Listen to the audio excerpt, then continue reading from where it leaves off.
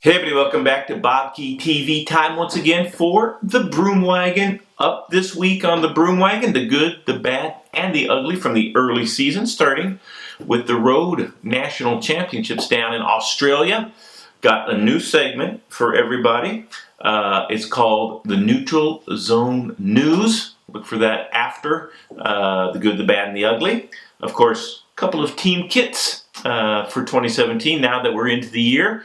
The riders can take the photographs in their team kit now, so it's pretty handy. Of course, some Musette Musings.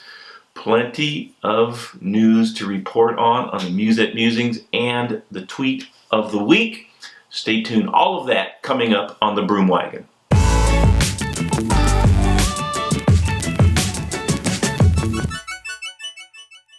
Okay, let's get into the racing from Australia. National Men's Time Trial Championships, taken out by Rowan Dennis, one of the best time trialists on earth.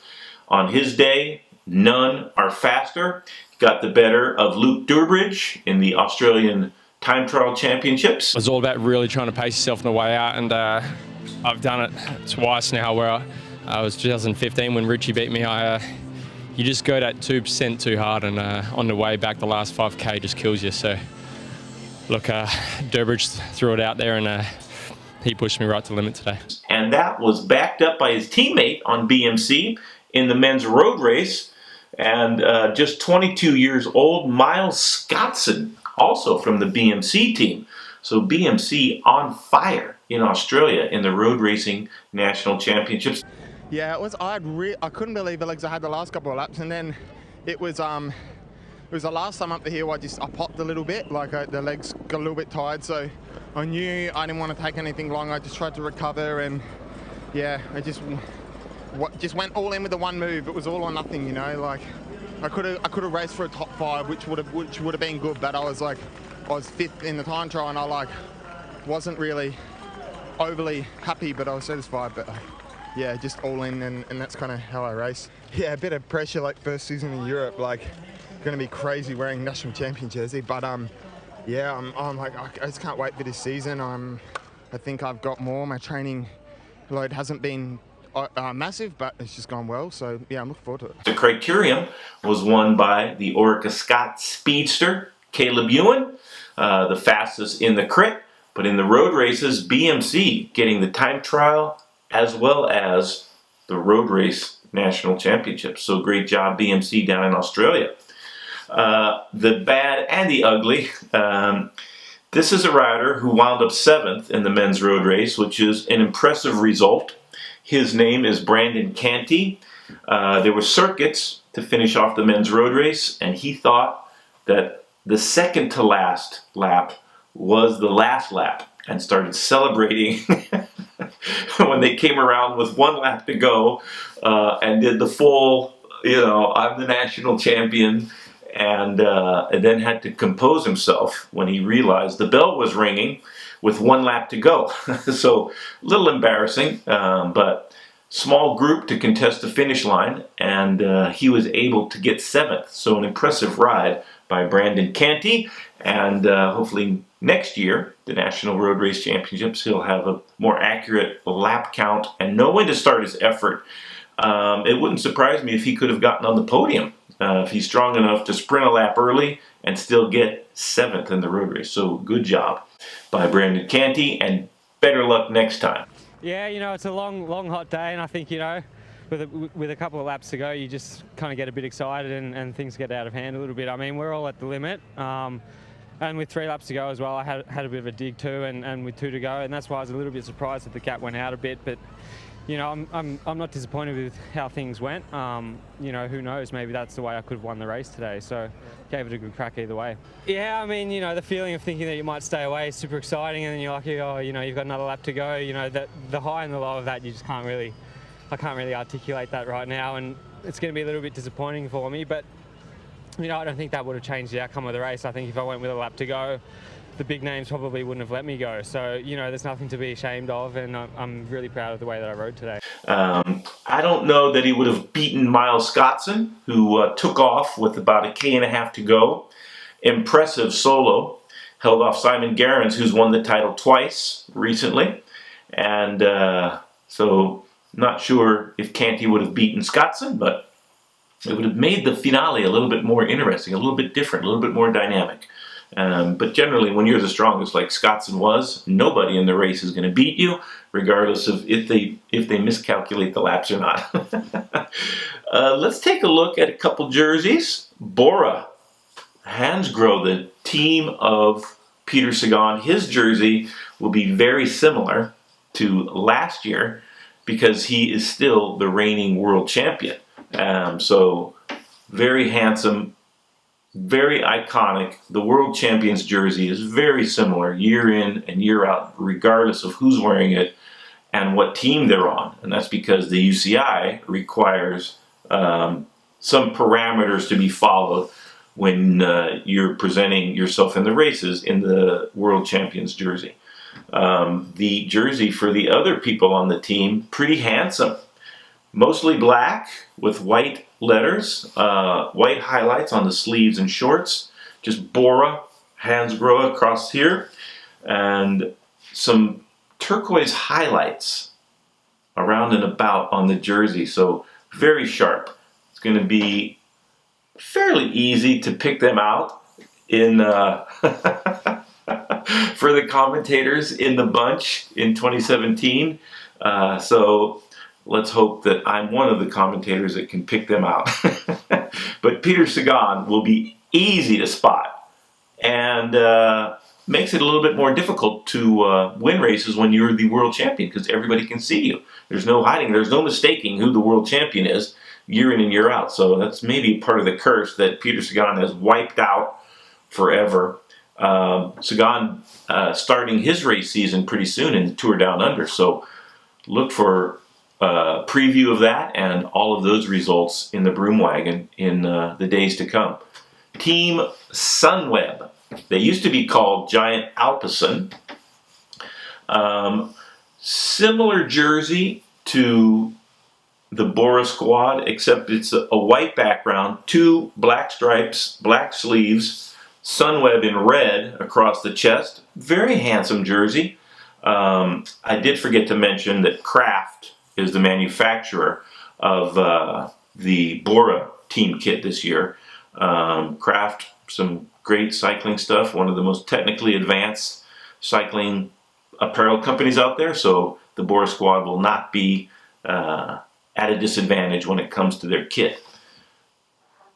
XT Onda, I think, is the clothing sponsor of the Sunweb team. I wonder how many times I'm going to say Giant Alpecin instead of Sunweb during this year's TV coverage of the big races. Hopefully 0. And I'm going to be practicing between now and the first races we start to show so that I say Sunweb, Team Sunweb. Of course, Tom Dumoulin, the big star of that squad, Warren Barguil, Simon Geschke, and they also have one of the best women's teams also. And big star John Degenkolb will be racing for Trek Segafredo. So try to keep that straight also in the commentary in the weeks to come. There's your 2 jerseys for this week.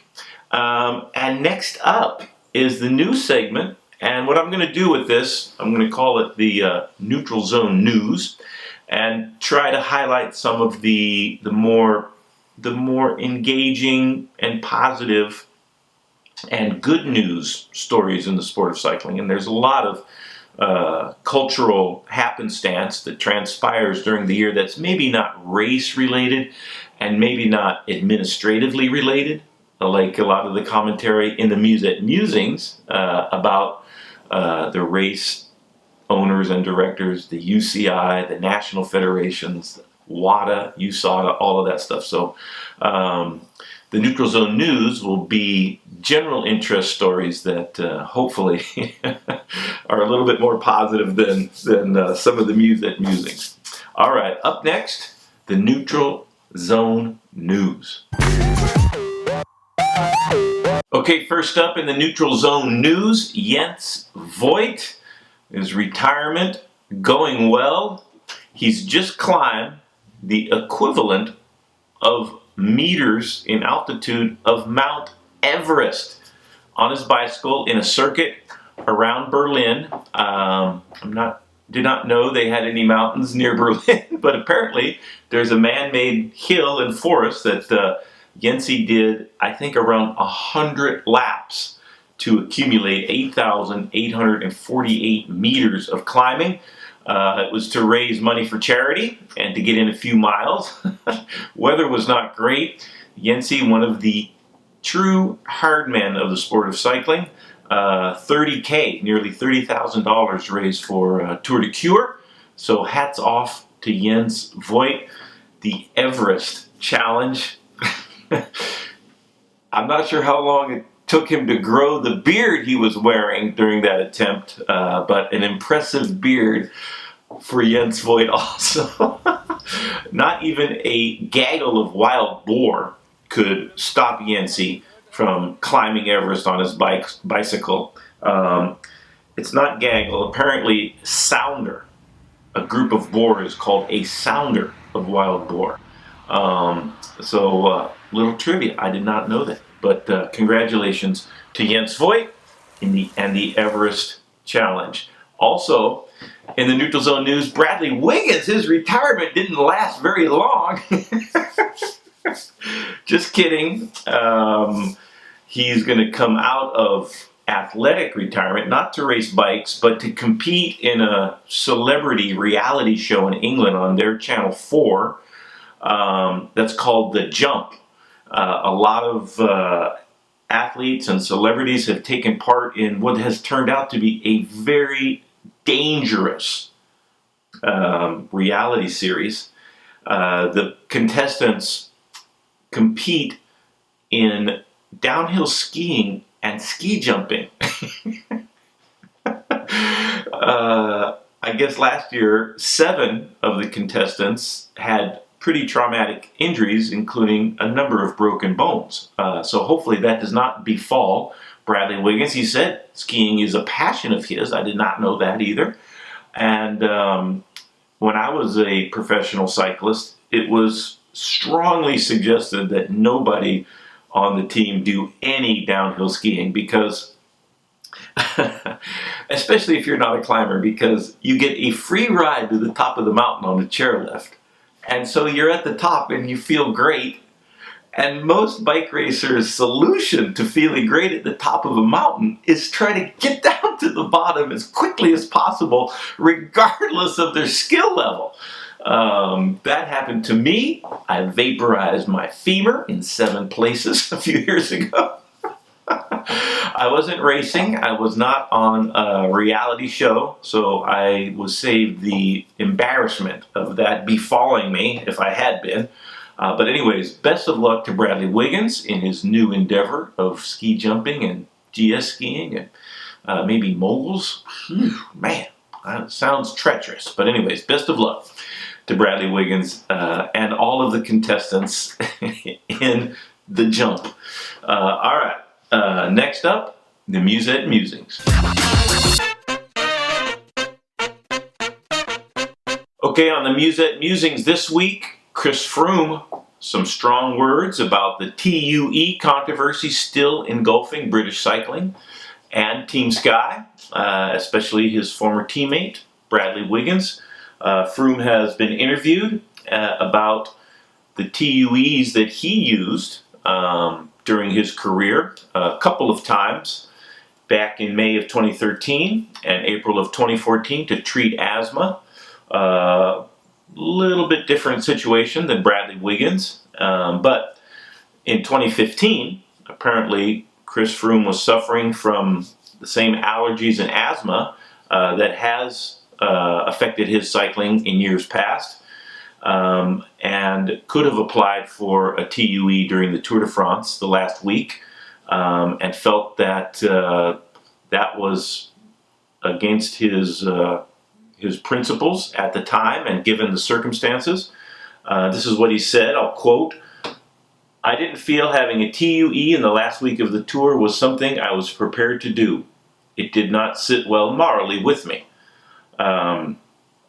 And so I'm not sure if this is a dig at Bradley Wiggins, again, by Chris Froome, but he goes on to say, and this is the critical part that I have to agree with Chris Froome 100% on this. I think WADA, that's the World Anti-Doping Agency, need to tighten their regulations around TUEs so they're not something that we question, their legitimacy.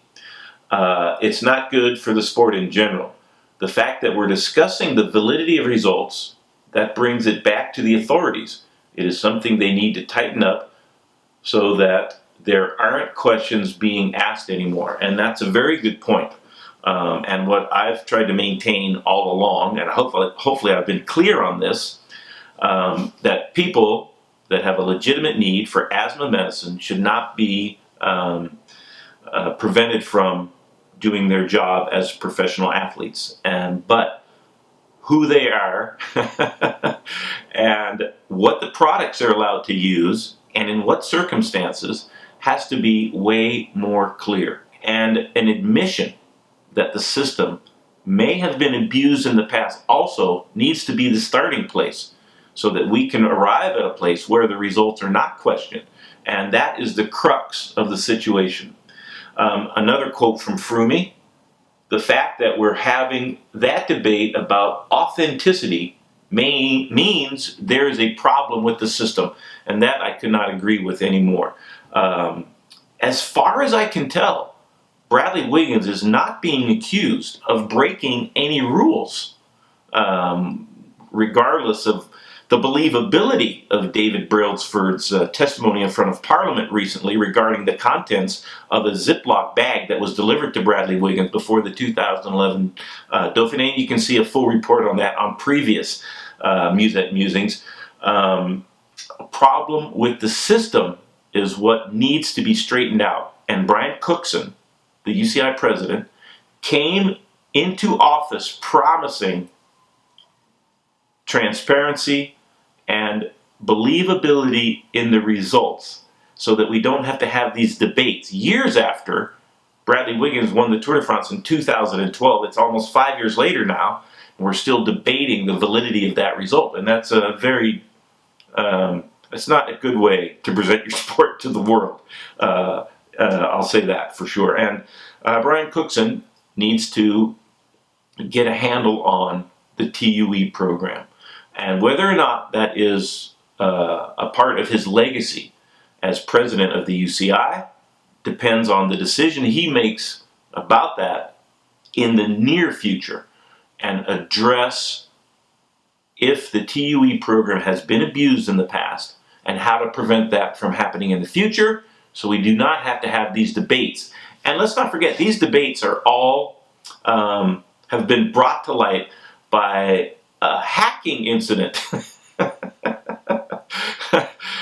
from a group of Russian hackers. I believe they're called Fancy Bear, and hacked into the UCI and WADA's website and got a hold of all the TUEs, or at least numbers of TUEs, especially some of the most successful athletes in that list of athletes that had been granted TUEs, what the TUEs were for, and at what time. And by having that information, you can start to, especially through the miracle of social media, unwind the inaccuracies and outright lies with video and photographic evidence, which has been a part of the scandal surrounding Team Sky and British cycling. So Chris Froome getting ahead of the story and asking the UCI to reform the program. And Chris is not advocating that you ban all TUE use, although there is some discussion of that. But like I said, I support authentic, valid TUE prescriptions for the athletes that need them, that can show a history of asthma or allergies, not just before a Grand Tour, but since their adolescence. So let's hope that Brian Cookson follows up on his promises for transparency and authenticity in the sport of professional cycling. Good luck, Brian Cookson. And an election is coming up, and you're going to face some tough challenges from a lot of people out there. So to Brian Cookson, I say, be proactive, not reactive. Get ahead of this. You're already way behind. Let's get up to speed and get ahead of it moving forward. All right. Hopefully, at this time next year, they will have some standards in place whereby we can believe what we're seeing when we watch the races. All right. Enough of that. And we'll see. I wouldn't be surprised if there's a few more musings regarding the TUE program. All right, next up is the tweet of the week. All right, everybody, the tweet of the week brought to us this week by Alberto Contador.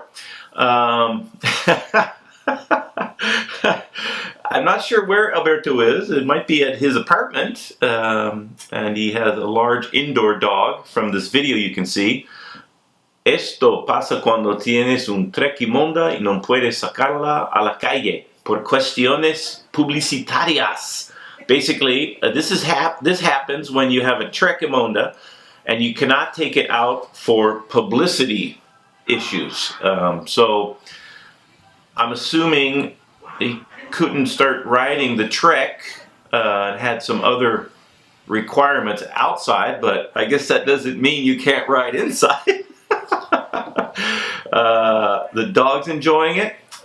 If you ride the trainer indoors in the winter a lot because the weather is so bad outside, this might be a way to alleviate the boredom of sitting on the trainer hour after hour all winter long.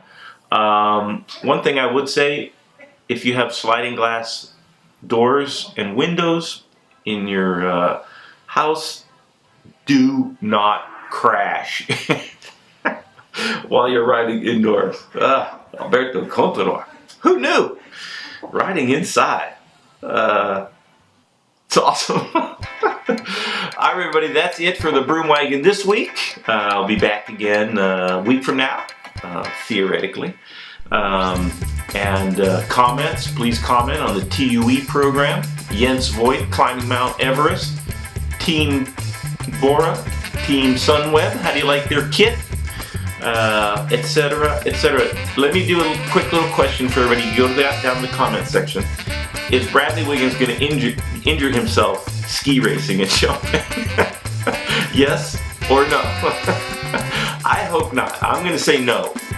Bradley, great athlete, and mid-30s, and on TV should have the wherewithal to prevent that from happening to himself. So I'm going to say no.